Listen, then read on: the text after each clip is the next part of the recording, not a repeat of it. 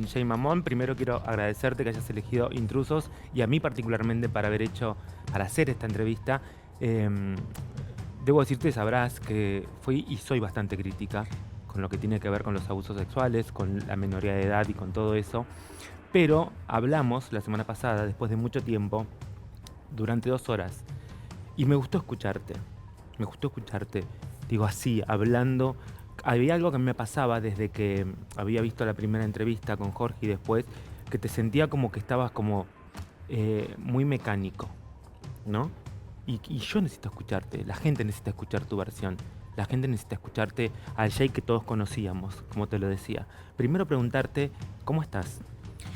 Estoy bien, estoy muy bien. Me quiero parar primero en lo que decís, porque en realidad muchas veces se dice, viste, gracias por elegir este lugar o gracias por elegirme y bla. Pero quiero suscribir a lo que decís porque es cierto, soy yo el que te dijo después de esa charla, ¿sabes qué? Me gustaría charlar con vos al aire, porque de hecho recién te dije que la última vez que pisé un estudio de televisión fue cuando hice el primer programa de La Peña de este año. Mm. Desde ese momento no vuelvo a entrar a un estudio de tele.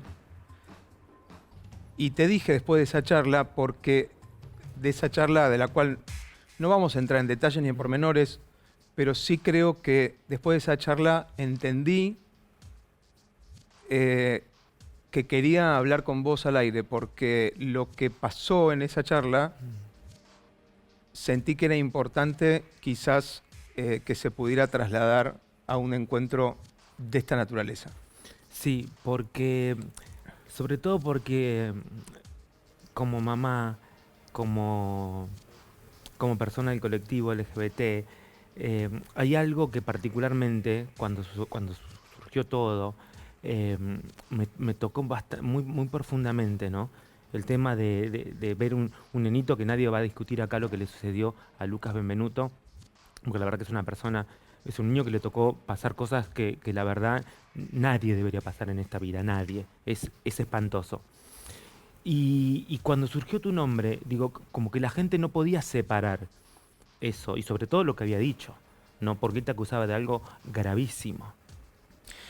Bueno, por supuesto que nadie, de hecho hay frases y hay cosas en las cuales yo estoy parado arriba de eso, que es con los chicos no, a la víctima siempre se le cree, este, o sea, hay como un concepto en el cual como comunicador, ¿no? O al denunciante siempre se lo escucha, en todo caso, ¿no? Yo ahí estoy parado como comunicador.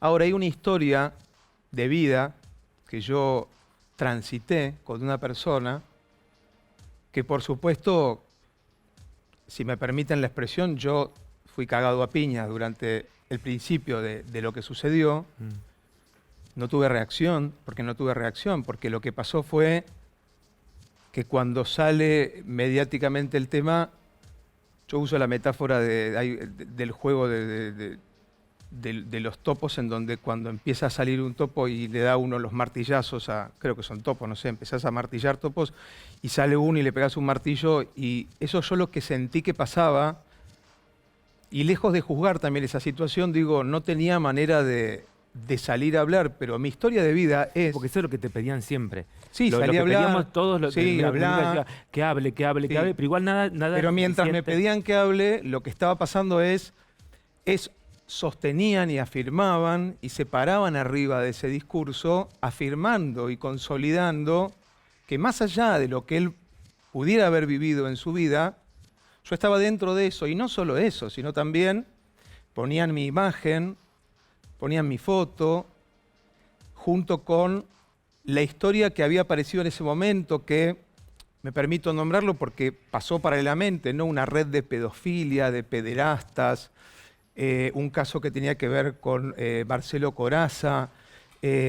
Entonces se hablaba de pederastía, de pedofilia, de redes, de qué sé yo, Porque y él inicialmente iba a denunciar a Claro, Marcelo. exactamente. Por eso hacían el paralelismo. Exacto.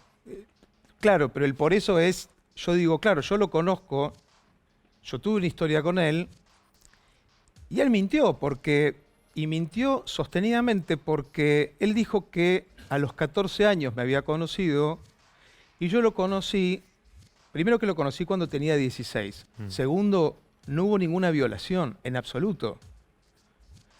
Tercero, lo conocí cuando tenía 16, porque después en un momento hablaban, lo conocí cuando tenía 16 años, en abril, cuando dicen, ¿por qué tenés tan claras las fechas? Porque todo este tiempo, que dicen, bueno, ¿dónde estuvo Jay Mamón? Reconstruyendo toda la historia.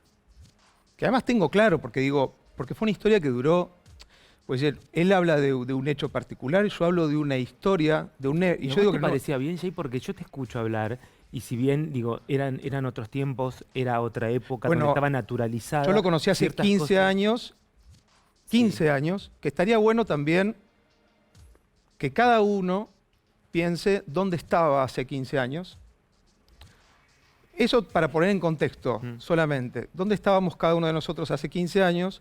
Él denuncia un no hecho de hace 17 años, en definitiva, porque yo no lo conocí cuando él tenía 14 años.